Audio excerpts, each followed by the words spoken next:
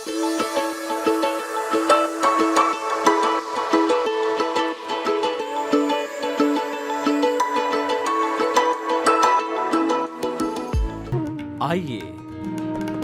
सुनिए, देखिए, समझिए सनातन सत्य। जैसी दृष्टि वैसी सृष्टि, दृष्टि विज्ञान। कुदरत, कुदरती रचना एवं कुदरत के कानून से शाश्वत सुख की प्राप्ति।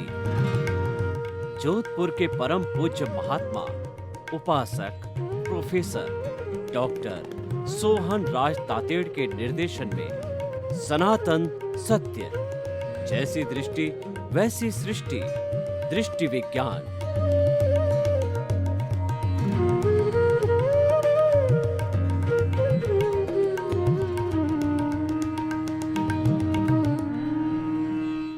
चंदेषु निम्मलयरा आईचेषु अय्यं पयासयरा सागरवर गंभीरा सिद्धा सिद्धिं मम दिशन्तु सिद्धा सिद्धिं मम दिशन्तु।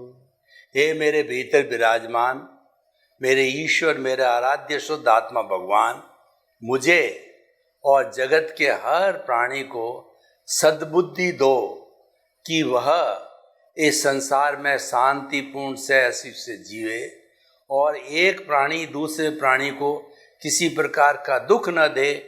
सबका मंगल हो, सबका विकास हो, सबका सर्वोदय हो, सभी शांतिपूर्ण सह अस्तित्व से जीवन यापन करें, क्योंकि सभी अपने कर्मों के अधीन जीते हैं और सबका पालन पोषण करने वाली एक ही माँ है, वो कुदरत माँ है।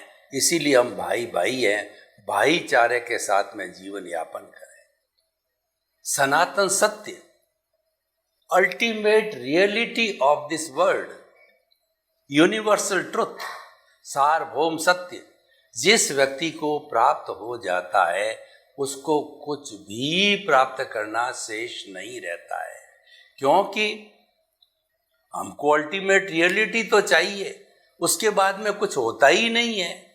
तो वो हमने बहुत ऊंचा लक्ष्य अपने आप को रखा है और लक्ष्य व्यक्ति को हमेशा ऊंचा रखना चाहिए, चाहे धीरे धीरे पहुंचे, क्योंकि लक्ष्य ऊंचा रहने से हमारी प्लानिंग, हमारी सोच, हमारी गतिविधियां वो भी जो है बहुत ऊंची होती है, यानी वो हाई लेवल की होती है।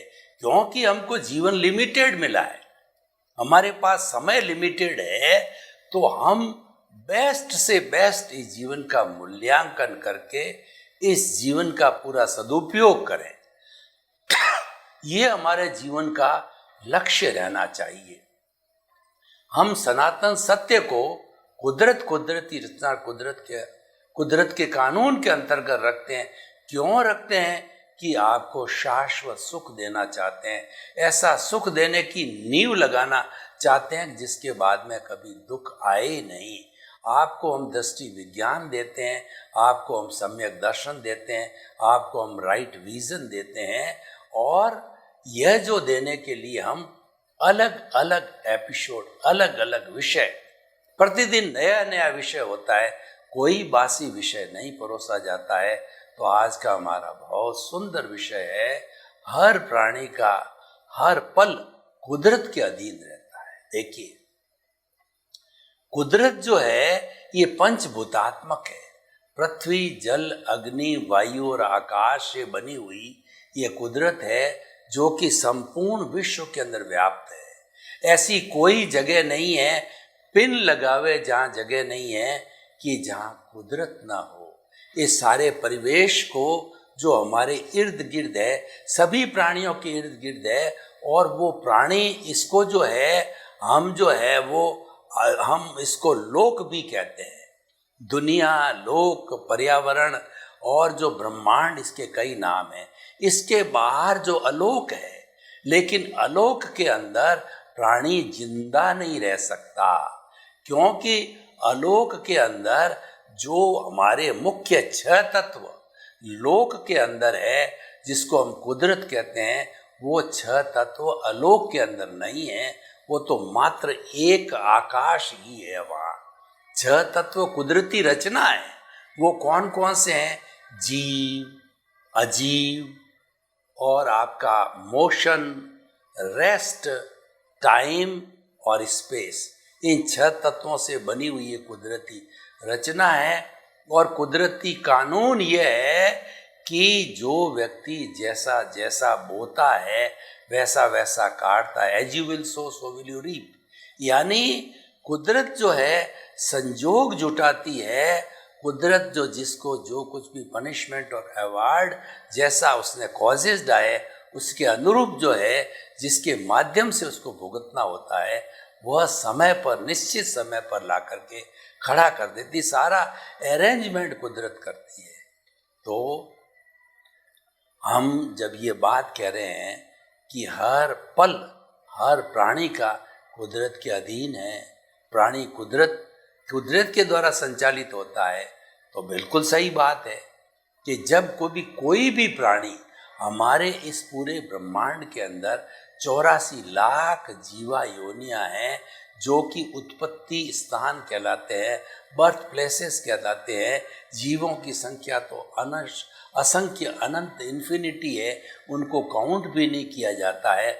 और आप चाहें तो 84 बर्थ लाख प्लेसेस कौन से हैं वो मैं आपको गिना सकता हूँ। कृपया एक पेपर और पेन लेकर के लिखिए। 7 लाख पृथ्वी का है, 7 लाख अप का है, 7 लाख तेजस का है, 7 लाख वायु का है, 10 लाख प्रत्येक वनस्पति का है, 14 लाख साधारण वनस्पति का है, 2 लाख बेंद्रिय, 2 लाख त्रिंद्रिय, 2 लाख चतुरिंद्रिय, 4 लाख नारकी, 4 लाख देवता, 4 लाख तिर्यंच पंचेंद्रिय, 14 लाख मनुष्य की जाति, 4 गति 84 लाख जीवा योनि के अंदर ये कर्मों के अधीन है जो हर जीव भ्रमण करता रहता है। और इस 84 से जब वो बाहर निकल जाता है तब वो सिद्ध बुद्ध मुक्त होकर के सिद्ध शीला के अंदर चला जाता है, जहाँ से लौट के वापस इस आवागमन के अंदर नहीं आता है। वह ईश्वर बन जाता है, वो ब्लिस को प्राप्त हो जाता है, वह परम सुख को प्राप्त होता है, जिसके बाद कभी दुख आता ही नहीं है। तो उस सुख की नींव लगाना हमारे सनातन सत्य का उद्देश्य है। तो ये 84 लाख जो जीवा योनियां हैं इसी में निवास करती है। कैसे करती है कि मान लीजिए हमारा संयुक्त परिवार है, दादा, पोता, पड़पोता और उनका सब एक साथ रहते हैं। पुराने ज़माने में जो जॉइंट फैमिली सिस्टम हुआ करते थे, संयुक्त परिवार एक साथ रहते थे। 50 से 100 लोग, 3 पीढ़ी के लोग जो है एक साथ निवास करते थे और एक ही चूल्हे पर, एक ही चौके पर सबका भोजन बनता था। तो जिस तरीके से ये संयुक्त परिवार रहते हैं उसी तरीके से 84 लाख जीवा योनियां संयुक्त परिवार हमारी नेचर माँ जो सबका पालन करती है। हम समस्त जो है वसुधा यानी इस कुदरत माँ की संतान है और वासुदेव हमारे पिता है जो कि हमारा शेल्टर है, अम्ब्रेला है। तो हम सभी भाई भाई हो गए। सारी 84 लाख जीवा योनियां भाई भाई है। तो भाईचारे से रहना चाहिए। उसमें से मनुष्य को छोड़ करके जो दूसरी योनियां हैं वो अनडेवलप्ड है। एक इंद्रिय, द्वेंद्रिय, त्रिंद्रिय, चतुरिंद्रिय, पंचेंद्रिय में भी मनुष्य को छोड़ करके जितने एनिमल्स हैं वो सारे जो है अनडेवलप्ड है। तो अनडेवलप्ड की देखभाल करने की जिम्मेवारी मानव की है, क्योंकि सृष्टि ने, इस कुदरत माँ ने मानव को फुल्ली डेवलप्ड बनाया। उसको 5 इंद्रियां दी, उसको मन दिया, उसको बुद्धि दी, उसको चित्त दिया और उसको डेवलप्ड आत्मा दी, प्योरिटी वाली आत्मा दी, कंपैरेटिवली बेटर प्योरिटी वाली आत्मा दी, अच्छा उपादान दिया उसको। क्योंकि मनुष्य जीवन मिलता है वो बहुत तपस्या करने के बाद मिलता है। हमारी वैदिक परंपरा इस मनुष्य जीवन के जन्म के बारे में बहुत स्ट्रिक्ट है। वैदिक परंपरा कहती है कि 8 जन्म तक आप सुकृत करते रहो तो 9वां जन्म मनुष्य का मिलता है। और इसके अंदर आपने कोई गड़बड़ कर दी, कोई कमी रख दी, तो 99 भव के बाद में मनुष्य जीवन मिलेगा। और इन भवों में भी आपने कोई मिस्टेक रख ली, कोई असावधानी रख ली, आपने ठीक से जो है नहीं किया, तो आपको 999 भाव के बाद मनुष्य जीवन मिलता है। उसके पहले पहले आप दूसरी योनियां एकेंद्रिय से चतुर्थ तक की और नरक गति, तिर्यंच गति, देवगति के अंदर, तो देवगति में तो जाएगा नहीं, नरक और तिर्यंच के अंदर आप जन्म लेते रहते हो। तो इसीलिए जो बहुमूल्य चीज, चिंतामणि रत्न, पारस मणि, नंदन वन और हमको वैतरणी नदी, ये हमारी उस रूप में ये मानव जीवन मिला है, उस रूप में हमको चेतना मिली है, तो हमें सौभाग्यशाली हैं, हम पुण्यशाली हैं। मानव मात्र उनको ये मिली है, तो हमें जो है ये समझना चाहिए। सनातन सत्य समझने जैसी चीज है, क्योंकि हम कुछ नहीं करते, ना हमारे पास तो जादू है, ना कोई टोना है, ना कोई तंत्र है, ना कोई मंत्र है, ना कोई विद्या है। हमारे पास दृष्टि विज्ञान है। दृष्टि विज्ञान को हम रियल पुरुषार्थ कहते हैं। और वह दृष्टि विज्ञान क्या कहता है कि आपकी सोच जो गलत दिशा में जा रही है, आप जो गलत सोच रहे हैं, आपकी रॉन्ग बिलीफ है, उसको हम करेक्शन दे करके राइट बिलींग में ले आते हैं। हम आपको सम्यक दर्शन देते हैं, हम आपको राइट विजन देते हैं, हम आपको सही रास्ता बताते हैं। जिस गलत रास्ते पर आप चल रहे हो वो छुड़वा करके आपको अल्टीमेट रियलिटी सनातन सत्य का रास्ता देते हैं। यही मात्र कार्य करते हैं, यही हमारा दृष्टि विज्ञान है।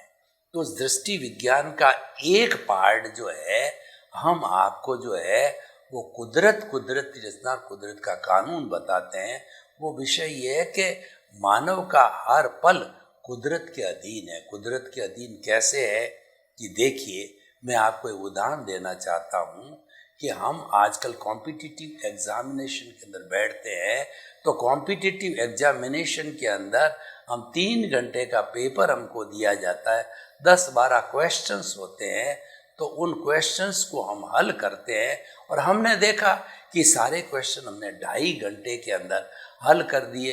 तो हमने देखा कि क्या करें, आधा घंटा और पड़ा है, तो एग्जामिनर को आंसर शीट भेजने के बनिस्पत और इसका रिवीजन कर दें, हमारी बेटर परसेंटेज बनेगी। तो हमने आधे घंटे में सारा रिवीजन किया, कुछ एडिशन किया, कुछ आल्ट्रेशन किया, कुछ जोड़ा, कुछ हटाया, करेक्शन, यानी हमने करेक्शन दिया ताकि कि हमारी परसेंटेज अच्छी बन गई। 3 घंटे का समय हुआ, ये रूपक के रूप में, यानी आपका पुण्य समाप्त हुआ और आपकी आंसर शीट ये कुदरत रूपी एग्जामिनर के पास चली गई। अब वो नेक्स्ट बर्थ के अंदर जो ही आपने जन्म लिया, जो कुदरत पहले जिसने की आंसर शीट ली थी, वो एग्जामिनर के रूप में हाजिर होती है। कुदरत भूत भविष्य वर्तमान में सदा एक सी रहती है, जैसे कि हमारी आत्मा जो है उसके अंदर कोई बदलाव नहीं आता है, तो कुदरत में भी कोई बदलाव नहीं आता है। बदलाव वैसे तो हर क्षण हर वस्तु बदलती है, दुनिया में कोई चीज स्थिर नहीं है, लेकिन वो रूपांतरण होता है। बदलाव का अर्थ ये नहीं है कि जड़ चेतन बन गया या चेतन जड़ बन गया, वो कभी नहीं बनता। मेन बदलाव ये है कि जड़ का चेतन बनना और चेतन का जड़ बनना, ये मुख्य बदलाव जो कभी होता ही नहीं। ये सनातन सत्य है, ये लॉ ऑफ द नेचर है। देखिए कि अब हमने जो है, जब सारा इस चीज़ों को हमने देखा कि ये किस तरीके से कुदरत संचालित होती है, तो जब वो पेपर जो है रिजल्ट हमारे सामने आया, तब जो है हम कुदरत के अधीन हो गए, कुदरत के ताबे हो गए। अब कुदरत है वो जितना भी हमको पनिशमेंट और अवार्ड देखेगी, तो जो पेपर हमने हल किया है, क्वेश्चन पेपर, जैसा जैसा जवाब दिया है, उसके अनुरूप जो है वो हमको रिजल्ट देगी, पुण्य देगी, पाप देगी, पनिशमेंट देगी, अवार्ड देगी। और इस कुदरत का जो है इतना जो नियम इतना परफेक्ट है कि वह बिल्कुल ही कोई भी किसी का पक्षपात नहीं करती है, वो किसी के साथ के अंदर कोई ज्यादती नहीं करती है, वो तो हुआ सो न्याय के सिद्धांत के ऊपर चलती है कि वो वही देती है जो कि उसके भाग्य में है, जो कि उसके उपादान में है। वो उपादान को कभी नहीं बदलती है, वो तो उसका कार्य जो है उस उपादान के अनुरूप जो है वह साधन जुटाने का होता है, उस उपादान के अनुरूप जो है संजोग जुटाने का होता है। इसलिए ये सारी कुदरत है, उसने पूरा एक सिस्टम बना रखा है। वो सिस्टम क्या है? द्रव्य, क्षेत्र, काल, भाव, भव और काल, स्वभाव, कर्म, पुरुषार्थ और नियति, ये उनके घटक है। तो मैं इसका थोड़ा वर्णन भी कर दूं आपको। कुदरत की रचना तो मैंने पहले बताई दी है, ये कुदरत के जो सहयोगी है, क्योंकि हम जो बात कर रहे हैं कि किस तरीके से ये कुदरत जो है हर व्यक्ति का हर पल का संचालन करती है, वो हम बताना चाहते हैं। तो द्रव्य का अर्थ होता है कि कोई व्यक्ति, कोई जीवित आत्मा, वो द्रव्य है। और क्षेत्र का अर्थ होता है कि अभी वो वर्तमान में किस स्थान पर है, वो क्षेत्र होता है। और काल का मतलब टाइम क्या है, अभी कौन सा महीना है, कौन सा वर्ष है, क्या टाइम है। और जो है वो हमारा द्रव्य, क्षेत्र, काल और भाव का अर्थ ये है कि उस व्यक्ति ने कैसे कैसे कॉजेज जो है पिछले जन्म के अंदर डाले हैं, वो उनको ध्यान रखना होता है। और जो भाव का अर्थ होता है कि वो किस तरीके से हमको नया जन्म मिलता है। ये 5 चीजें हैं। तो कुदरत इन सब चीजों को ध्यान दे करके उस पर्टिकुलर व्यक्ति को, उस पर्टिकुलर आत्मा को उस क्षेत्र में, उसी जगह पर, उसी समय जो है वो जैसा उसने जुर्म किया था, वैसा का वैसा जुर्म किसके साथ किया था, उस व्यक्ति को जो है द्रव्य को ला करके वो खड़ा कर देती है। मान लीजिए कि पिछले जन्म के अंदर हमने किसी व्यक्ति का पैसा हड़प कर लिया, तो वो जो नया व्यक्ति आया है, वो नया व्यक्ति उस जो है पर्टिकुलर समय में आके खड़ा हो जाएगा, कुदरत उसको खड़ा कर देगी और वह पैसा हमको ब्याज समेत वसूल देगा। अगर हमारे पॉकेट के अंदर पैसे पॉकेट मार देगा, या जो हमारे बैग के अंदर धनराशि है तो धनराशि चुरा ले जाएगा। इसके बहुत से अलग अलग जो है रास्ते हैं जो कुदरत जुटाती है। मैं आपको एक उदाहरण दूं कि जो है पुराने जमाने के अंदर जो इस तरीके से आज की तरह ट्रेन वगैरह नहीं थी, लोग लंबी लंबी यात्रा करते थे ऊंट गाड़ी के द्वारा और दूसरे देशावर, दूसरे प्रांत के अंदर जाया करते थे जहाँ कमाई अच्छी हुआ करती थी। तो उस प्रांत में जाने से पूर्व जो है, जो 2 पक्के मित्र एक गाँव के थे, एक गाँव में ही रहने वाला था, उसने कहा कि ये मैं 50,000 रुपया आपके यहाँ रख के जाता हूँ, जब मैं आऊँगा जब दे देना, और आप अगर कुछ इसका उपयोग कर सको तो कुछ ब्याज हो तो ब्याज भी मुझे दे देना। तो वह दे करके चला गया। मित्रता कोई लिखा पढ़ी की नहीं है। अब उसके बाद में प्राय पुराने जमाने में लोग 10-10, 12-12 साल दिशावन में रहा करते थे। 12 साल के बाद में अपनी यात्रा वो करके वो जब वापस लौटा तो उसने अपने मित्र से कहा कि अब मेरी बच्ची बड़ी हो गई है, मुझे इसकी शादी करनी है, तो मैंने आपको 50,000 दिया और इतना सूद बनता है, मुझे लौटा दो। अब उसकी नीयत गड़बड़ा गई मित्र की। तो उस मित्र ने कहा, मुझे कब दिए? क्या तुम्हारे पास कोई लिखा पढ़ी है क्या? कोई गवाह है क्या?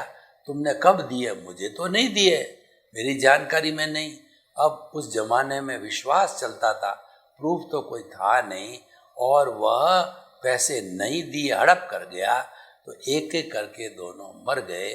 तो जो पैसा जो है जो मांगने वाला था वह पुत्र के रूप में जन्मा, और जिसमें मांगता था, जो जिससे प्राप्त वसूल किया जाना था, वो पिता बना। तो पुत्र क्या है, जन्म से ही जो है वो ऐसा बीमार पड़ा कि उस पे डॉक्टरों की दवाइयाँ, ट्रीटमेंट चलते रहे और खर्चा होता रहा। तो जब ये खर्चा 50,000 और 10,000 का ब्याज 60,000 रुपया मान लीजिए, जब पूरा संपन्न हुआ, तब वो जो है पुत्र कहता है पिताजी जो है मैं तो चलता हूँ, मेरा हिसाब पूरा हो गया। उसने कहा कैसे? कि तुम जा रहे हो, तुम तो मेरे प्रिय पुत्र हो, मैंने इलाज कराया और ठीक भी हो रहे हो, अब कैसे जा रहे हो? मेरे बुढ़ापे का सहारा है। तो उसने कहा पिताजी पिछले जन्म में हम मित्र थे और मेरे पैसे आपने हजम किए, मैंने वो पैसे वापस जो है आपसे वसूल किए, हमारा हिसाब क्लियर हो गया। अब हिसाब क्लियर होने के बाद एक क्षण भी कोई व्यक्ति किसी के साथ टिक नहीं सकता। ये हियर लाइज द पॉइंट। आप इस चीज को पकड़िए कि जिसका जिसके साथ हिसाब है, उतने ही समय तक, जिसको हम अंजल दाना कहते हैं, उतने ही समय पर जो है वो व्यक्ति हमारे साथ रहेगा। चाहे आपकी पत्नी है, माता पिता है, भाई है, या कितना ही प्रिय व्यक्ति हो, जितना अंजल पानी होगा उतना ही वह आपके साथ में रहेगा और वह उतना ही समय व्यतीत करेगा। ठीक इसी तरह से आप देखिए कि जब हम ट्रेन में साथ चलते हैं तो हमारे निश्चित समय पर किसी भी व्यक्ति की मुलाकात होनी होती है, तो वह उस निश्चित समय पर निश्चित स्थान पर होती है, तो हम दोनों जो है रिजर्वेशन के एक कंपार्टमेंट में वो मित्र मिलते हैं और दोनों अच्छी मित्रता हमारी कभी न कभी रही है। तो हमने प्रसंग चलाया और हम अनजान होते हुए भी हमने किसी कॉमन जो है आइडियोलॉजी पे चिंतन किया और हमारी मित्रता वापस प्रगाढ़ हो गई। तो हम जब स्टेशन आया तो स्टेशन पे उतर गए और हमने एक दूसरे का पता लिया, फ़ोन लिया, और कई कई तो धर्म भाई बन जाते, धर्म बहन बन जाती। जैसा जैसा उनका उपादान होता है, पूर्व जन्म की जैसी जैसी प्रतिष्ठा होती है, और रिश्ता वो जन्म भर तक निभाते हैं। तो ये सारा जो होता है सब कुदरत के अधीन है। तो हम क्या कहना चाहते हैं, हर प्राणी का हर पल वह कुदरत के अधीन होता है, क्योंकि पूरा जीवन जो है उसका भरण पोषण ये कुदरत, नेचर, प्रकृति माँ करती है। उसके अंदर उस व्यक्ति की कोई फ्रीडम नहीं है, क्योंकि वह तो पेपर दे चुका, अब तो मात्र उसको रिजल्ट मिलता है और एक श्वास भी अतिरिक्त लेने की उसकी कोई स्वतंत्रता नहीं है। जब हम जन्म लेते हैं, हमारे आयुष्य के साथ साथ में वो सांसों की संख्या में कन्वर्ट होता है आयुष्य, और सांसों की संख्या से कन्वर्ट होकर के हमारी अंतिम सांस आती है। इसका मतलब आयुष्य समाप्त, और डॉक्टर कहता है कि नाउ ही इज डेड, और डेड बॉडी के रूप में हमको ये शरीर जला दिया जाता है कि उसका भुगतान खत्म हो गया। तो हम एक ही बात कहना चाहते हैं कि ये शरीर पिछले जन्म के कर्म के भुगतान के लिए मिला है। उस भुगतान के दौरान डेबिट क्रेडिट दोनों चलते हैं। कोई आपका सम्मान करेगा, कोई तिरस्कार करेगा, कोई आपकी सेवा करेगा, कोई आपको मारेगा, कोई पीटेगा, आपकी धन संपत्ति हड़प कर देगा, आपका मकान हड़प कर देगा, आपको घर के बाहर फेंक देगा, वृद्धाश्रम के अंदर जो है आपको भर्ती करा देगा, कुंभ के मेले में छोड़ के आएगा, घर में आपका ताला दे करके चले जाएंगे हस्बैंड वाइफ, और आप उसमें दुखी होते रहो। ये सब कर्म फल है। तो कर्म फल देने वाला कौन है, हम ये बताना चाहते हैं। कर्म फल देने वाली कुदरत है, और वह कर्म फल मिलता कब है? उदय और प्रारब्ध। हमारा जब उदय चालू होता है, देखिए कि जो हमको कर्म फल बचपन में मिलना है, उसका वह कर्म फल हमको बुढ़ापे में नहीं मिलेगा, और जो बुढ़ापे में कर्म फल मिलना है वो बचपन में नहीं मिलेगा, क्योंकि हर कर्म की प्रकृति, स्थिति, प्रदेश और अनुभाग होता है। कर्मों की 10 अवस्थाएं होती है। उन 10 अवस्थाओं में जब कर्म बंधन होता है तो वो 10 भागों के अंदर ऑटो मोड से वो बढ़ जाता है। कैसे बढ़ता हम बताना चाहते हैं। प्रकृति का अर्थ है जब हम कभी भी कर्म बंधन करते हैं तो कर्म बंधन के साथ में वो प्रकृति जो 8 हमारे मुख्य ज्ञानावरणीय दर्शन आदि कर्म है उसकी प्रकृति बंदी है। स्थिति का मतलब कितने समय तक ये कर्म है, हमारे कर्म शरीर में रहेगा, आत्मा के साथ रहेगा, क्योंकि अनादि अनंत समय कर्म की सत्ता नहीं होती है। वो तो लिमिटेड टाइम के लिए होती है। जो अधिकतम जो है वो 70 जो है साग जो करोड़ा करोड़ सागर की होती है, तो वो मोहनीय कर्म की होती है। तो इसीलिए वो समय के अनुसार जो है वह कर्म जो है हमारे से बंधता भी है। और स्थिति, प्रकृति स्थिति, प्रदेश का मतलब कितनी क्वांटिटी के जो है कर्म हमारे साथ में आएंगे, जैसा बंद किया है। प्रकृति स्थिति प्रदेश, अनुभाग का मतलब किस इंटेंसिटी से हमने कर्म का बंधन किया, उसी इंटेंसिटी से वो कर्म रस के द्वारा हमको कर्म फल देगा। तो इसकी एक प्योर मैथमेटिक्स है, और ये सारी मैथमेटिक्स जो है कुदरत करती है, कुदरत के अधीन होती है। तो इसीलिए सारा संचालन कुदरत करती है, क्योंकि वही हमारी क्रिएटर, ऑपरेटर और डिस्ट्रॉयर है। इसलिए कहा जाता है कुदरत को समर्पण ही सच्चा समर्पण है। कुदरत हमारी माँ है, उसके आधार पे हमारा जो जन्म देती है, पालन पोषण करती है, और जब हम विलीन होते हैं तब उसी में पृथ्वी, पृथ्वी में जल, जल में अग्नि, अग्नि में वायु, वायु में और आकाश, आकाश में पंचभूत का पुतला पंचभूत में विलीन हो जाता है, और हमारा जो कर्मों का हिसाब है वो पूरा हो जाता है। तो ये बात तो हमने एक पक्ष किया, लेकिन ये सारा जो भुगतान होता है वह सारा हमारे सोल, हमारी चेतना के आधार पर होता है। अगर चेतना की प्रेजेंस न हो तो कोई भी कर्म फल आपको नहीं मिलेगा। चेतना की प्रेजेंस मिला कोई कर्म बंद नहीं होगा।